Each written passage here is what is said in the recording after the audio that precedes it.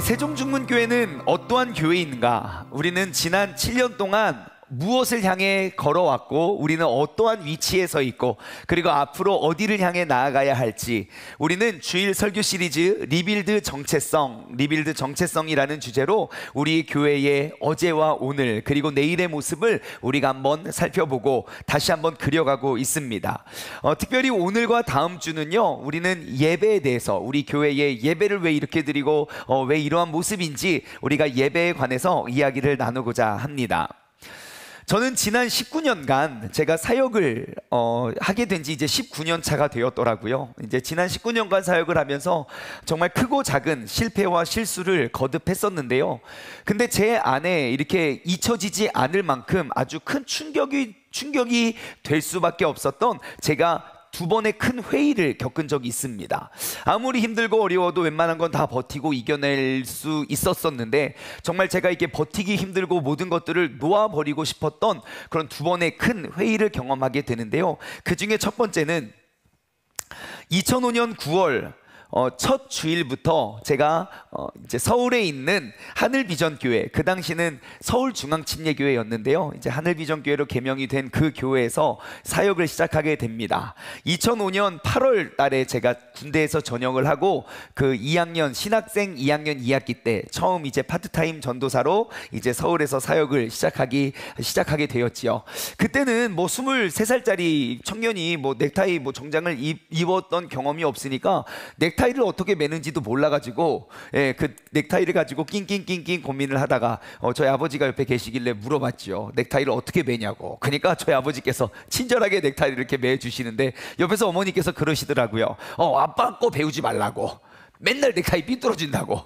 그래가지고 제가 인터넷을 검색해서 삐뚤어지지 않는 넥타이 매는 방법을 연구를 했는데 맨날 삐뚤어지더라고요. 항상 삐뚤어지는 것 같습니다. 그렇게 해서 저는 초등학교 4학년, 5학년, 6학년 그 4학년에서 6학년을 담당하는 초등부 전도사가 되었습니다. 저는 아주 재미있고 열심히 신앙생활을 했었던 것 같아요. 이제 우리 아이들에게 기도하고 말씀 보고 전도하는 초등부가 되자고 그래서 이름을 김알전 초등부라고 지었습니다. 지금 이렇게 들으면 되게 우스워 보일 수 있지만 그때는 정말 우리 교회의 대세였습니다. 왜냐하면 맨날 예배 때마다 우리는 구호를 힘차게 외쳤었거든요. 자, 구호 준비 왁 하고 구호 시작. 기도하고 말씀 보고 전도하는 초등부 화이팅. 이거 봐야 이런 분위기일 줄 알았어요. 아무튼 지금은 저만 되게 민망하고 창피하지만 우리 아이들은 율동됐었다고요. 기도하고 막 우리 맨날 막 초등부 화이팅이라고 그렇게 우리 120명의 아이들과 막 열심히 우리가 사역을 했었습니다.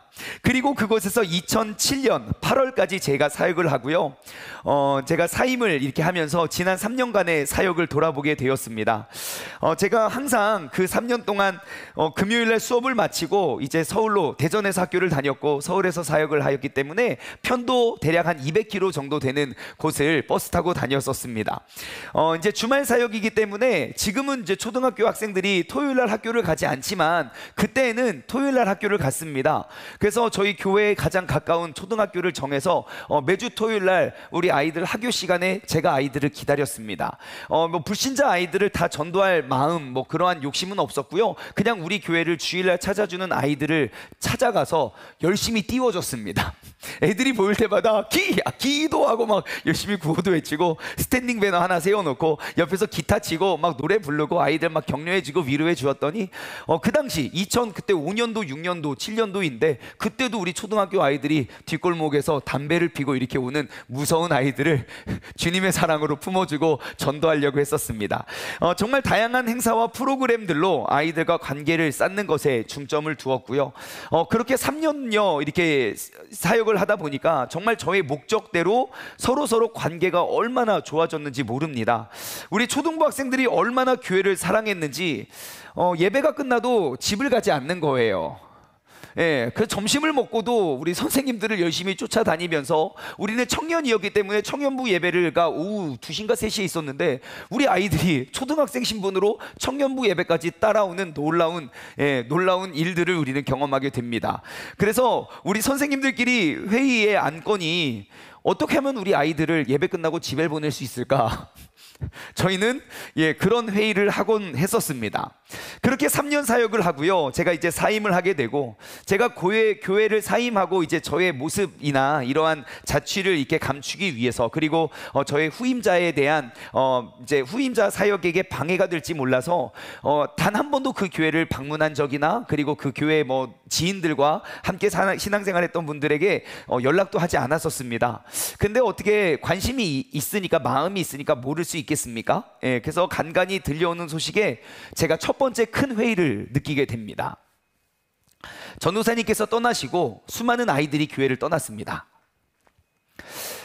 정말 저한테는 정말 큰 회의가 들었어요. 왜냐하면 내가 지난 3년 동안 너무 헛된 사역을 했구나. 내가 있으면 되고 내가 없으면 안 되는, 정말 교회가 절대 세워서는 안 될 그러한 리더상이었구나.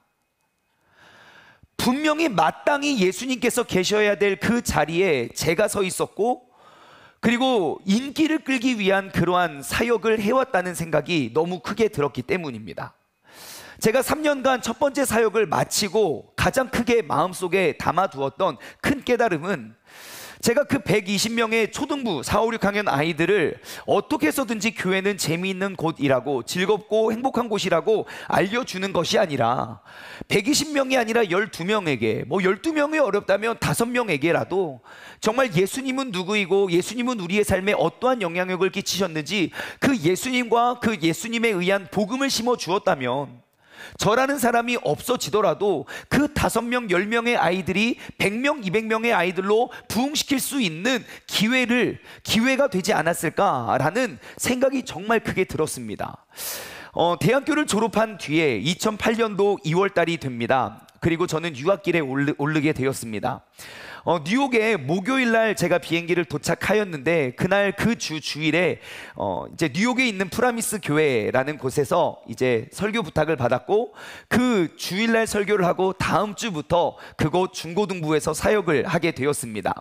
지난 첫 번째 사역의 큰 실패감을 이제 보강하고 보완하기 위해서 진짜 노력을 많이 했었어요. 제가 주역이 되지 않고 예수님이 주역이 되기 위한 사역, 많은 사람이 중요한 게 아니라 한 명이라도 진짜 예수님의 살아계심을 증거하고 나누고 싶은 그러한 사역자가 되고 싶었었습니다. 제가 청소년부를 담당하는데 항상 재미와 놀이의 목적이 아니라 어떻게 하면 말씀과 기도를 아이들에게 사역의 목적을 두고 아이들에게 가르쳐 주기를 소망했습니다. 이전에는 대전에서 서울까지 약 200km의 편도 거리, 200km의 사역지를 오갔는데, 두 번째 사역지는 뉴욕이라는 도시에서 보스턴, 대략 제가 살던 곳에서 저희 학교까지의 거리는 대략 한 400km 편도 거리를 매주 왕복하면서 사역을 했습니다. 30여 명의 청소년들을 섬기기 위해서 한 주에 최소 10시간 정도 운전을 하면서 사역을 했습니다. 근데 제가 그렇게 열심히 저의 목숨을 걸고 그렇게 사역을 했었던 한 가지 이유는, 그 중에 한 명이라도 정말 세상을 변화시키고 세상을 일으켜낼 그 예수님의 제자를 세우기 위함이었습니다. 저의 기대와 같이 우리 학생들은 정말 잘 따라 주었습니다.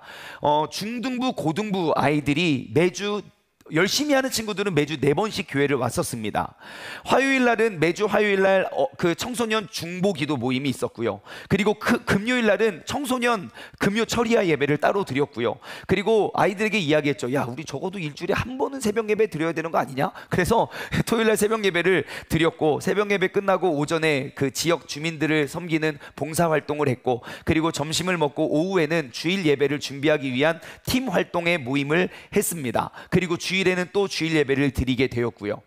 웬만한 아이들이 매주 교회를 4번씩 교회를 나오면서 얼마나 사역이 잘 되었는지 모릅니다. 그리고 시간이 흘러 2014년 12월 저는 어머니의 건강 문제로 급격하게 갑자기 한국으로 귀국을 하게 됩니다.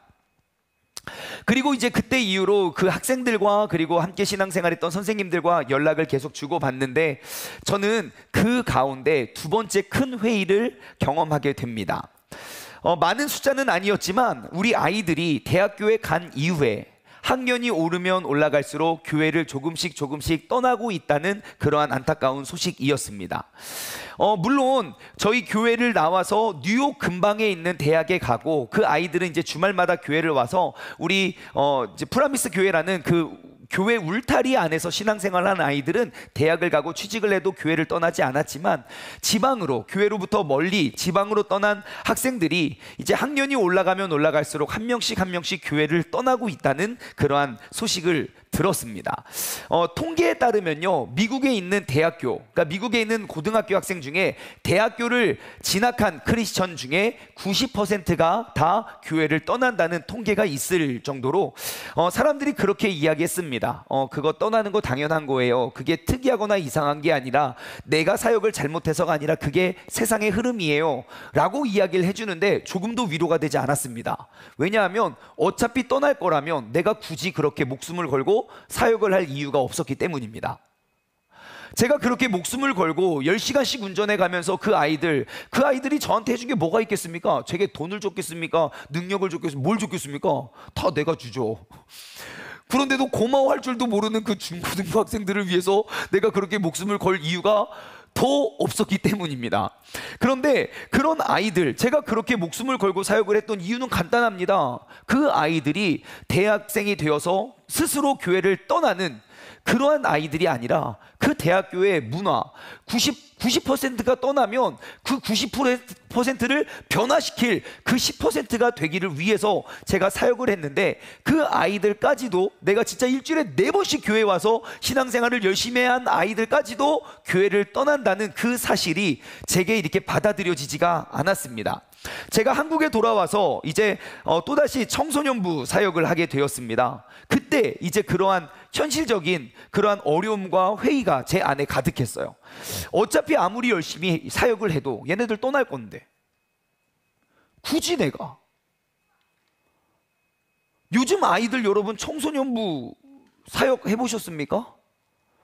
예, 집에서 맨날 마주하는 우리 아이들보다 훨씬 상태가 심각합니다. 예? 뭐 신앙생활에 대해서, 하나님에 대해서 전혀 관심도 없는 아이들, 부모님께 강제로 끌려와서, 예, 요즘 아이들 신앙생활을 한 단어로 표현하면 택배신앙이래요. 택배신앙. 왜요? 엄마가 가라 그랬어요. 엄마가 보냈어요. 너 교회 와서 엄마가 가라고 했어요. 엄마가 다 택배를 보내가지고, 예, 그래서 신앙생활 하는 거 아닙니까? 그런 아이들에게 내가 아무리 열심히 신앙생활 해봐야 어차피 대학 가서 다 떠날 거, 굳이 내가 열심히 모든 것들을 기획하고 준비할 그러한 동기가 없어졌기 때문입니다. 바로 그때 우리 중문교회 안에서 그 아이들이 대학을 가도 교회를 떠나지 않고, 결혼을 해도, 또 자녀를 낳아도, 직장을 옮겨도 교회를 떠나지 않는 그러한 아이들의 공통적인 공통분모를 찾게 되었습니다. 어떤 아이들이 교회를 떠나지 않았나 하고 봤더니 바로 부모님과 함께 신앙생활하는 자녀들은 교회를 떠나지 않는다는 걸 알았습니다. 부모님과 함께 예배를 드리고, 부모님과 함께 주어진 메시지, 그 은혜를 나누고, 부모님과 함께 기도하며, 부모님과 함께 문제를 신앙으로 해결해가고, 부모님과 함께 봉사하는 아이들은, 같은 공동체 안에서 봉사하는 아이들은 나이를 먹고 환경이 바뀌어도 교회를 떠나지 않는다는 그러한 공통분모를 발견하게 되었습니다. 그것이 우리 세종중문교회의 예배 철학이 됩니다. 신앙생활은 교육이나 프로그램이 아닌 삶이라는 것입니다. 신앙생활은 믿음의 이전 세대와 다음 세대가 함께 공유하고 함께 그 모습을 닮아가고 따라간다면 세상이 바뀌고 문화가 바뀌고 음악이 바뀌고 모든 것들이 바뀌어도 그 신앙의 전통과 믿음은 그대로 전수가 될 것이라는 것을 알았습니다. 이것이 현재 우리가 개선해야 될 교육부 사역의 대안이라는 확신이 들었습니다.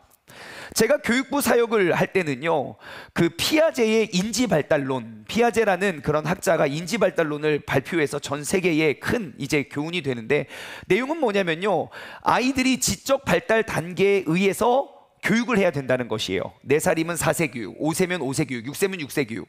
그래서 모든 학교의 커리큘럼이 그 아이들 성장 발달에 의한 그 커리큘럼을 짜게 되었지요. 그래서 교회도 그와 같은 방식을 채택했어요. 그래서 영아부, 유치부, 유년부, 초등부, 중등부, 고등부, 대학부, 청년부, 교회가 크면 클수록 사람이 많으면 많을수록 부서를 더 세세하게 쪼개서 그들에 맞는 그러한 신앙 교육을 시작했습니다. 각 예배 때마다 예배의 모습과 문화와 노래와 찬양과 메시지와 그 모든 것들이 다 새로웠습니다. 초등부에 가면 초등부 눈높이에 맞는 설교와 찬양을 했고, 중등부에 가면 중등부 눈높이에 맞는 그런 설교와 찬양을 했어요.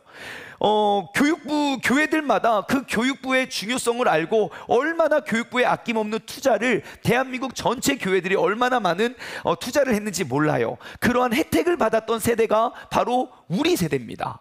우리 세대.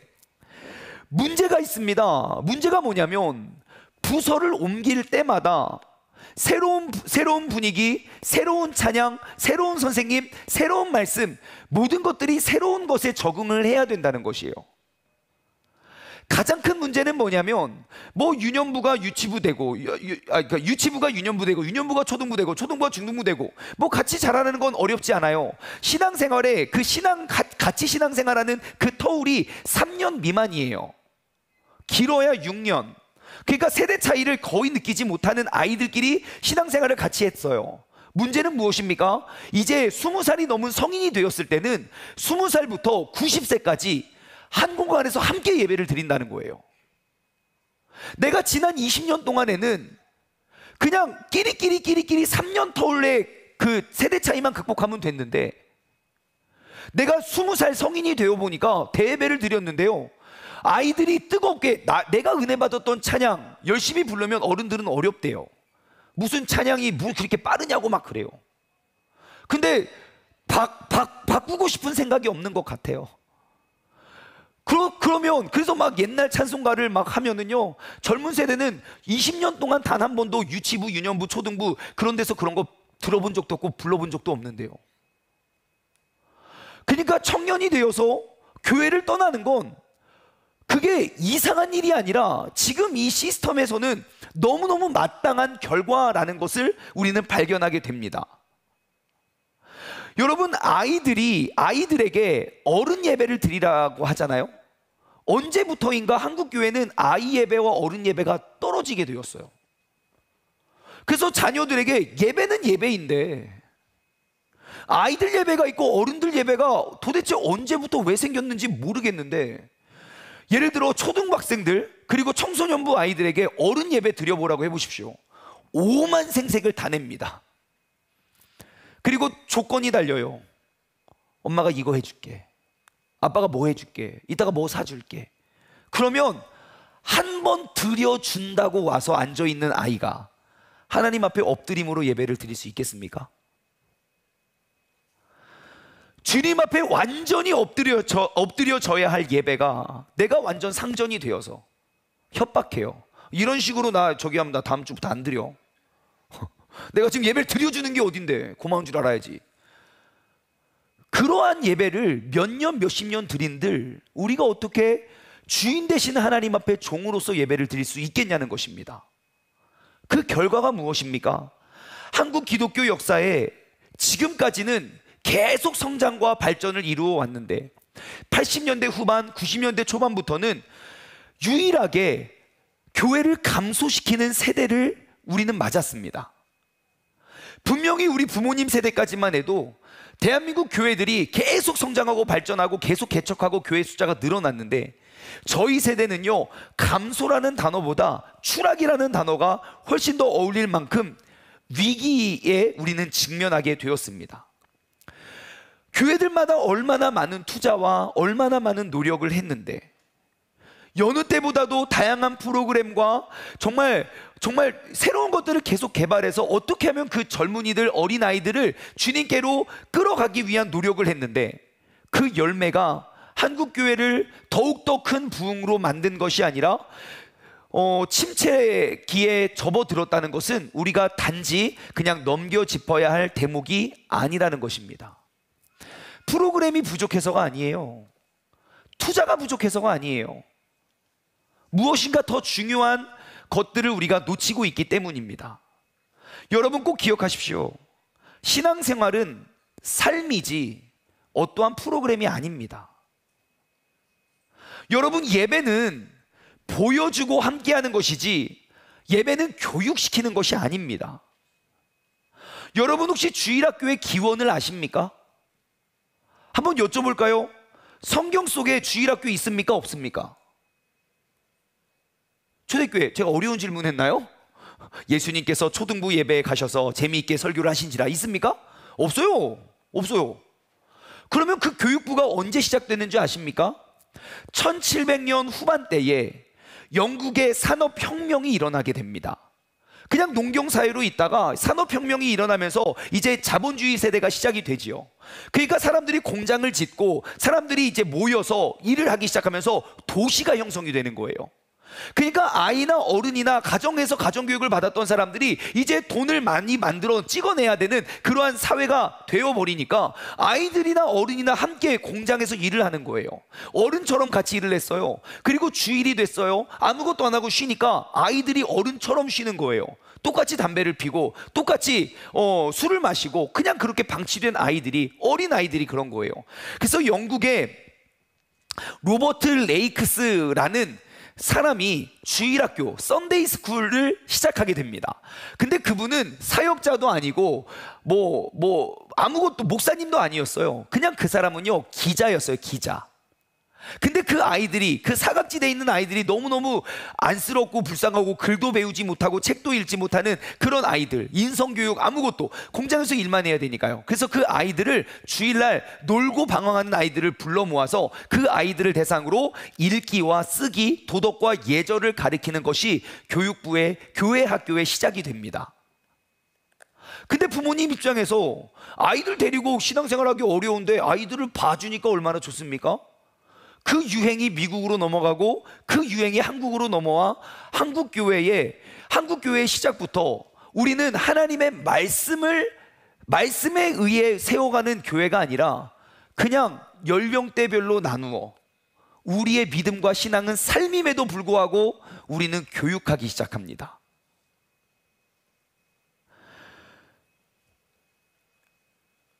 근데 문제는 무엇이냐면 여러분, 신앙은 배운 대로 따르지 않는다는 거예요. 본대로 따라갑니다. 여러분, 예를 들어 아이에게 기도를 가르쳐 주기 위해서, 우리가 아이에게 기도를 훈련시키기 위해서 어떻게 해야 됩니까? 유치부나 초등부에 가면요 기도를 꼭 이렇게 가르쳐줘요. 여러분, 기도하겠습니다. 기도는 어떻게 합니까? 두 손을 모으고 눈을 감고 무릎을 꿇고. 빨리 무릎 꿇어! 저 초등부 사역할 때요 120명 아이들 앉혀놓고 한 명이라도 기도 자세 틀어지면 기도를 시작을 안 했어요. 애들을 그렇게 훈련시켰다고요. 좋은 부서입니까? 문제는 무엇이에요? 우리끼리는 그렇게 손 모으고 눈 감고 무릎 꿇고 기도를 하는데 그렇게 기도하는 사람 본 적 있습니까? 교회에서? 아무도 그렇게 기도하지 않아요. 기도하시겠습니다. 그럼 여러분 아무도 무릎 꿇고 두 손 모으고 눈 감고, 여러분 아이들은 그렇게 기도를 배우지 않아요. 그냥 엄마가 기도하는 모습 그대로 해요. 우리 교회는 어린이 특별 새벽 기도회를 1년에 한 번씩 하잖아요. 올해는 우리 어린이들이 설교도 해가지고 얼마나 은혜스러웠는지 몰라요.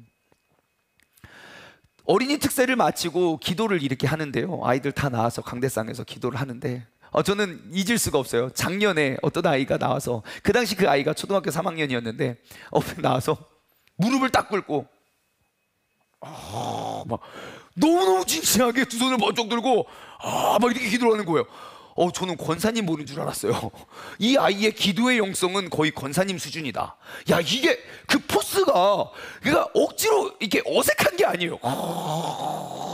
막 야, 그 아이에게 기도를 누가 가르쳐 줬겠습니까? 볼 것도 없어요. 그의 엄마 혹은 아빠가 그렇게 기도했을 거예요. 여러분, 아이들에게 기도를 가르치기 원한다면 아이를 곁에 두고 기도하시면 됩니다. 기도를 이렇게 하는 거고 저렇게 하는 거고 가르쳐 주지 않아도 아이들은 본대로 합니다. 우리 애들 1525, 35 있잖아요. 민재, 미나, 민율이. 저는 아이들에게 기도에 5손가락, 손을 모으고 눈을 감고 무릎을, 그거 한 번도 가르쳐 준 적 없어요.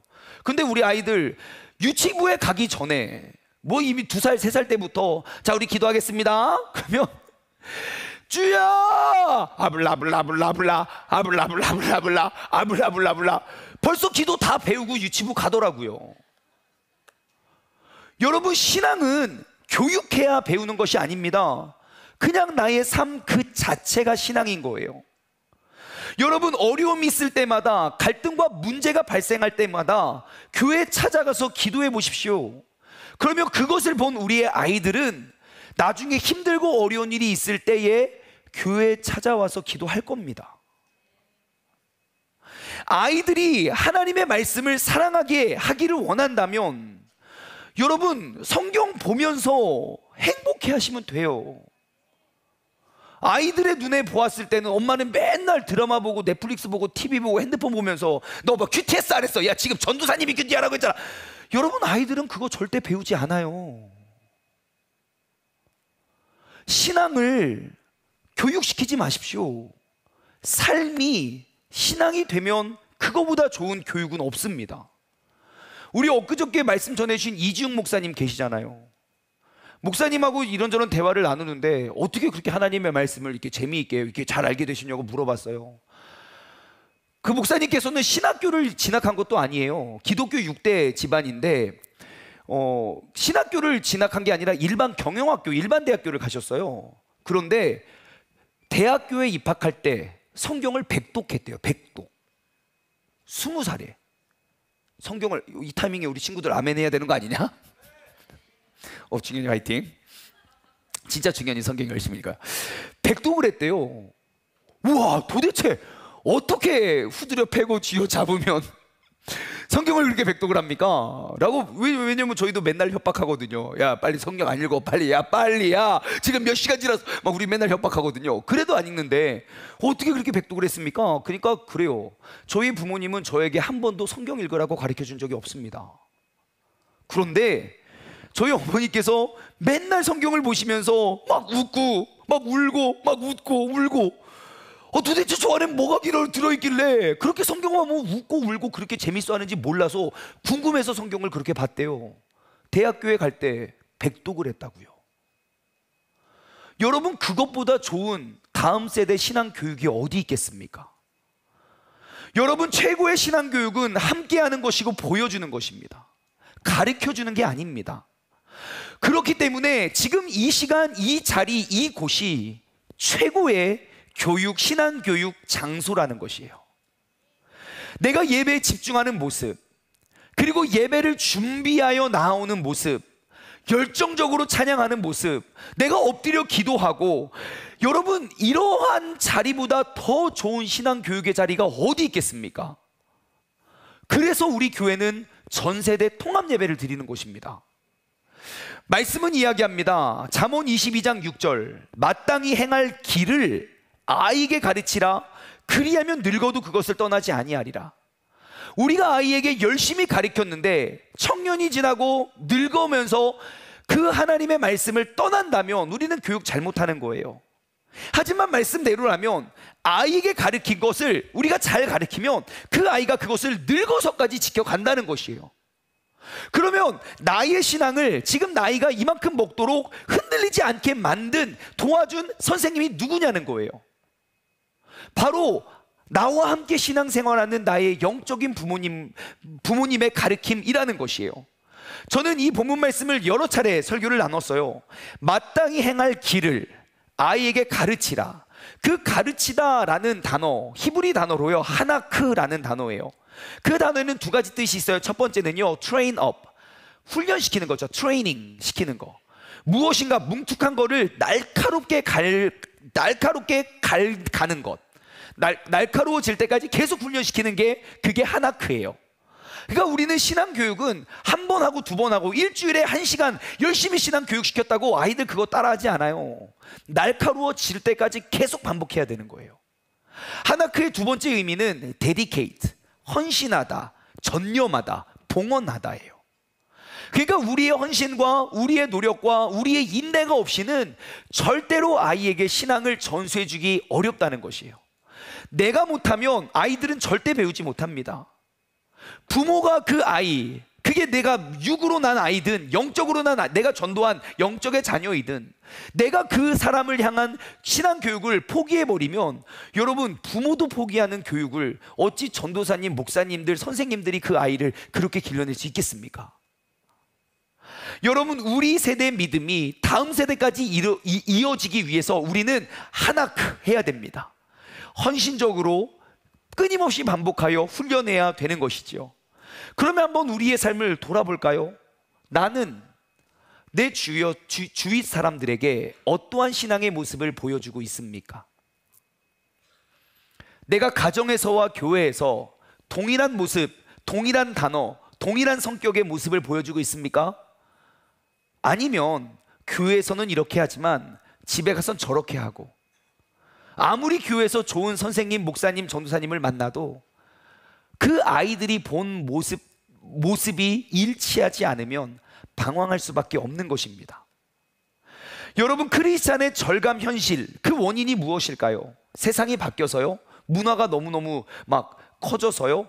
스마트폰, TV, 드라마, 물론 그러한 영향력이 있을 수는 있겠지만 핵심은 그게 아닙니다. 핵심은 믿음 생활을 위해서 교육부로 보내는 부모님은 많은데 하나님의 말씀대로 살아가는 부모님이 적기 때문입니다.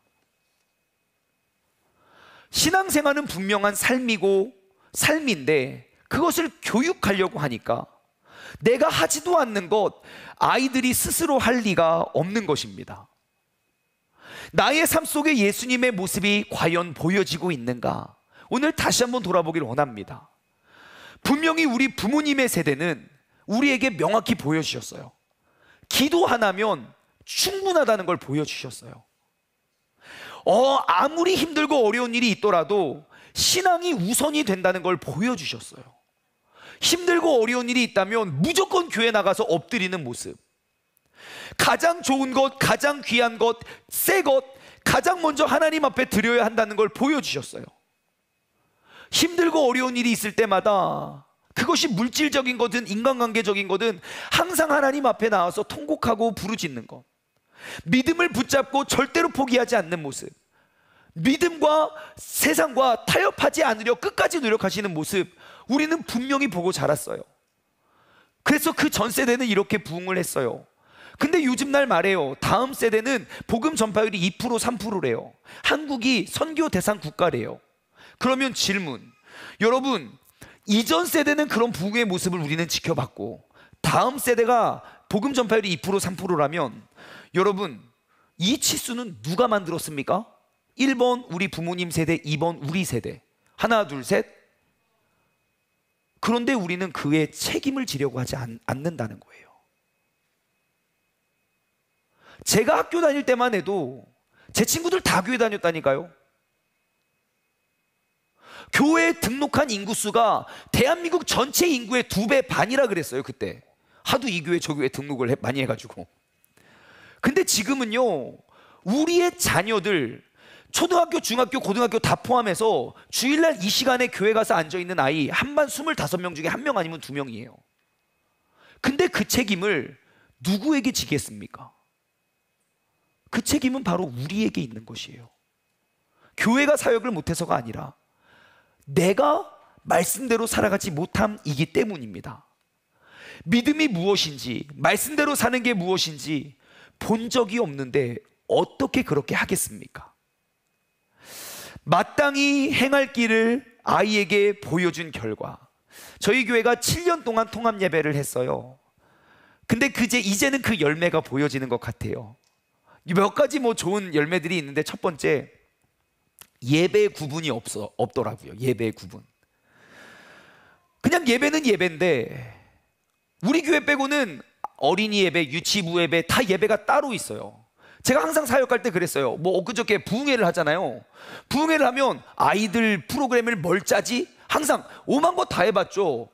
부흥회가 막 21일 막 이렇게 하면 21편 영화 다 보여줬죠. 애들 변화되고 뒤집어졌을까요? 하나도 안 돼요.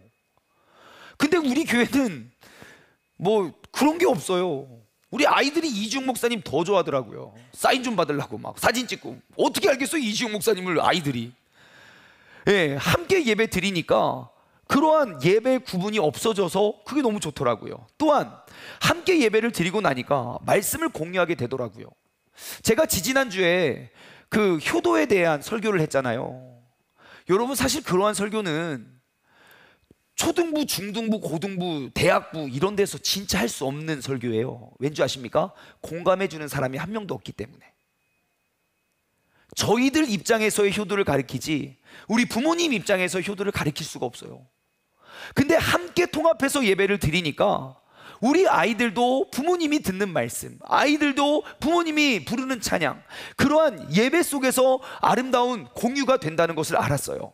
또한 진짜 우리 교회의 특장점, 유치원 학생과 대학생이 같이 축구를 한다는 거예요. 여러분, 이건 진짜 놀라운 일입니다.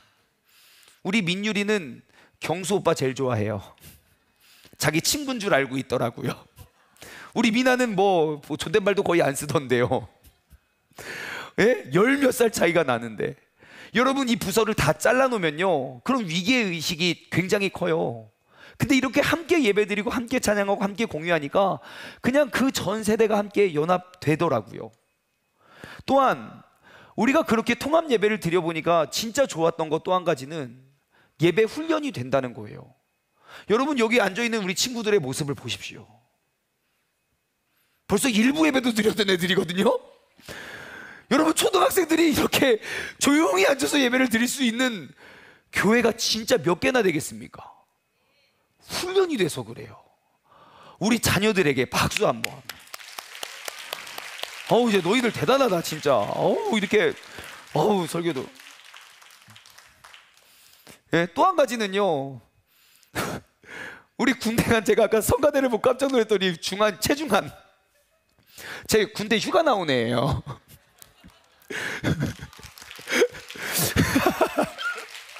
휴가를 나왔는데 교회 철거 작업한대요. 다음날 새벽 예배 드리고 철거 작업하러 왔더라고요. 야, 그럼요, 원래 휴가는 철거 작업하면서 보내야지. 그리고 그날 저녁에 예배 드리는데 드럼 치고 있더라고요. 옆에 봤는데 여기 성가대 서 있어서 깜짝 놀랐어요. 군대 휴가 나온 애 또 있어요. 우리 박대양 어디 갔어요? 박대양 휴가 나왔는데 어디 있었는데? 어딘가 있어요. 또 일렉 치고 있더라고요. 왜입니까? 우리가 함께 신앙 안에서 함께 자라나면 예수 그리스도 안에서 한 가족이 되기 때문이에요. 여러분, 세종중문교회는 전세대 통합 예배를 드리는 교회입니다.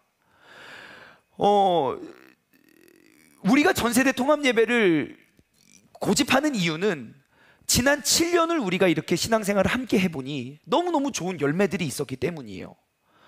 아직 완성되진 않고 완벽하거나 온전하진 못해요. 하지만 앞으로 10년이 됐든 20년이 됐든 이것이 한국교회의 믿음의 유산을 남겨줄 수 있는 좋은 대안이라는 확신을 가지고 우리가 노력해 보려 합니다. 여러분, 저희 교회에 와서 제일 많이 질문하는 게 그거예요. 초등부 예배 어디 있어요? 중등부 예배 여기 있어요? 여러분, 예배는 하나예요. 성경 어디에서도 예배를 지적 발달 성장의 단계에 의해서 예배를 구분한 적이 없어요. 교육은 따로 해야죠. 예배를 함께 드리고 아이들 발달 성장 과정에 의한 교육을 따로 해야죠. 여러분, 우리 세종중문교회는 통합 예배를 드리는 교회입니다. 예배와 신앙 교육을 분리하여 우리가 예배로 하나됨과 그리고 교육을 하여 아이들을 자라나게 하는 교회입니다. 교육부 예배가 없다고 놀라지 마십시오. 예배의 현장만큼 좋은 교육 방법은 없기 때문입니다. 세종중문교회는 통합 예배를 드리는 교회입니다. 이것이 죽어가는 한국교회, 그 다음 세대 사역에 다시금 부흥과 성장을 불러일으키게 될 줄 믿습니다. 적용 질문을 드립니다. 첫 번째, 함께 읽어볼까요? 시작. 현장 예배를 사수합시다. 여러분, 신앙생활의 회복은, 신앙의 회복은 예배 회복입니다. 이것은 동의어라고 말해도 과언이 아니에요. 성경 모든 역사가 증거하고 있습니다. 예배가 깨어있고 살아있는 곳에는 아무리 죄가 많았던 곳도 회복이 있었지만, 아무리 부하고 잘 나가던 때에도 예배가 무너지니까 모든 것들을 잃어버리는 게 한순간이더라고요. 여러분 예배하러, 기도하러, 전도하러, 말씀 보러 교회로 계속 나오십시오. 제가 오늘 이 시간 온라인 예배 드리는 분들에게 이런 말씀 드려서 너무 죄송한데, 내가 어쩔 수 없는 상황이 아니라면 여러분 온라인 예배는 절대 피하십시오. 뭐 지금 뭐 여기 뭐 체코 막 이런데, 서울, 청주, 뭐 남원, 어쩔 수 없지만 여러분 근처에 계신 분은 꼭 현장 예배를 참여하십시오. 왜 그런지 아십니까? 영상 예배에는 다음 세대가 존재하지 않아요. 나야 근근히 말씀 듣고 신앙을 버틸지 몰라도 영상 예배 보고 그 다음 세대 교육이 될 것 같습니까? 엄마가 맨날 TV 보는데 또 옆에 관련 영상 보면 TV보다 영상보다 또 딴 거 보고 딴 거 보고 딴 거 보고 애들이 다 하는데, 다음 세대가 없기 때문에 우리는 현장 예배를 이제 회복해야 됩니다. 두 번째 적용 질문 함께 읽어볼까요? 시작. 함께 신앙생활의 추억을 쌓으십시오. 여러분 아이들이 좋아하던 싫어하던 아이들에게 믿음의 추억을 계속 만들어주세요. 전 옛날에 진짜 싫었던 게 엄마 손잡고 새벽 예배 가는 거였거든요. 특별 새벽기도 옛날엔 40일씩 했어요. 하루도 안 빼놓고 저를 맨날 끌고 갔어요. 그거 완주하면 뭐 치킨 한 마리 사줬는데 그 대가로 40일을 맨날 새벽에 일어나야 됐다고요. 근데요 아직도 기억이 생생해요. 저희 어머니, 제가 중리동에 살았을 때 저 몇 살 된지도 기억도 안 나요. 엄마 손잡고 이렇게 새벽 예배 걸어가면 엄마가 그랬어요. 우리 충만이 손은 난로야 난로. 저는 그 추억이 있어서 지금도 새벽 예배 해요. 여러분 아이들이 힘들어하고 괴로워하는 것 같아 보여도 그것이 내 평생의 가장 아름다운 추억이 될 거예요. 내가 낳은 자녀들 혹은 내가 전도하고 내가 영향을 미치는 그런 사람들에게 아름다운 신앙생활의 추억을 만드시길 바랍니다. 마지막으로 세 번째 함께 읽어볼까요? 시작. 나의 영적 자녀는 누구입니까? 그를 주님께로 이끌어 줍시다. 여러분 이 자리에 있는 우리 모두는 영적인 교사입니다. 왜 그런지 설명해 드릴까요? 이 가운데 누구라도 한 사람이라도 내가 열정적으로 예배를 드리잖아요. 내가 그 사람 몰라도 나도 은혜 받아요. 누군가 열정적으로 찬양하잖아요. 나 누군지 몰라도 그의 영향을 받아요. 근데 반대로 우리가 예배 잘 드리고 나가서 담배를 피기 시작하잖아요. 그러면 나 혼자 내가 뭐 개인 취향이니까 담배 필 수 있죠. 하지만 이 주변에 있는 사람들은 우리 교회는 가짜 교회라고 말할 거예요. 우리 모두는 신앙의 교사가 될 수밖에 없어요. 그러므로 여러분 이제는 나의 예배의 그 아름다운 모습을 가르치고 전수할 사람이 누구인지를 찾으시고, 그것이 나의 몸으로 낳은 자녀이든 내가 전도하고 내가 영향을 끼치는 사람들을 돌아보아 우리가 주님께로 끌어낼 수 있는 그런 거룩한 한 주가 되기를 소망합니다. 말씀을 맺으며 이 찬양 함께 고백하길 원해요. 함께 찬양하겠습니다. 나의 사랑하는 책, 나의 사랑하는 책, 비록 헤어졌으나 어머니의 무릎 위에 앉아서 재미있게 듣던 말, 그때 일을 지금도 내가 잊지 않고 기억합니다. 귀하고 귀하다 우리 어머니가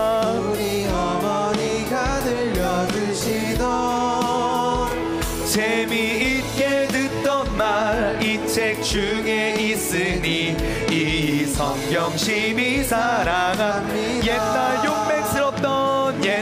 용맹스럽던 다니엘의 경험과 유대 임금 다윗 왕의 역사와 주의 선지 엘리야 바람 타고 하늘에 올라가던 이를 기억합니다. 귀하고 귀하다 우리 어머니가 들려주시던 재미있게 듣던 말, 이 책 중에 있으니 이 성경 심히 사랑합니다. 예수 세상 계실 때 많은 고난 당하고 십자가에 달려 죽음 당하니 어머니가 읽으며 눈물 많이 흘린 것 지금 지금까지 내가 기억합니다. 귀하고 귀하고 귀하다. 우리 어머니가 들려주시던 재미있게 듣던 말 이 책 중에 있으니 이 성경심이 사랑합니다. 그때 일은 지나고 그때 일은 지나고 나의 눈에 화나오 어머니의 말씀 기억하면서 나도 시시때때로 성경 말씀 읽으며 주의 뜻을 따라 살려. 아멘. 귀하고 귀하다. 귀하고 귀하다. 우리 어머니가 들려주시던 재미있게 듣던 말 이 책 중에 있으니 이 성경심이 귀하고 귀하다. 귀하고 귀하다.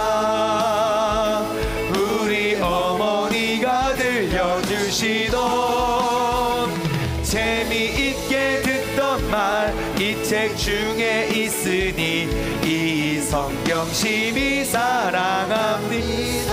이 시간 우리가 주님의 이름 한번 부르짖고 함께 기도하며 나아가겠습니다. 주여, 하나님 아버지 감사합니다. 하나님, 예배 장소, 예배 현장만큼 우리가 다음 세대에게 신앙 교육을 하기에 가장 좋은 곳은 어디에도 없습니다. 하나님 아버지, 정말 나의 믿음의 모습을 한번 돌아보아 나는 과연 어떠한 신앙의 모습으로 살아가고 있는가. 내가 더욱더 좋은 최고의 교육부는 바로 우리의 예배 현장이고 최고의 교육 현장은 바로 나의 삶의 터전임을 우리가 고백하고, 아버지 하나님, 우리 자녀에게, 우리 다음 세대에게 우리가 예배를 통하여 신앙을 교육하고, 아버지 하나님, 예배를 통하여 우리의 신앙을 아버지 전수하고, 아버지 하나님, 믿음 교육과 그런 프로그램을 우리가 따로 양육하며 나아갈 수 있는 그런 아름다운 교회가 되게 하여 주시옵소서.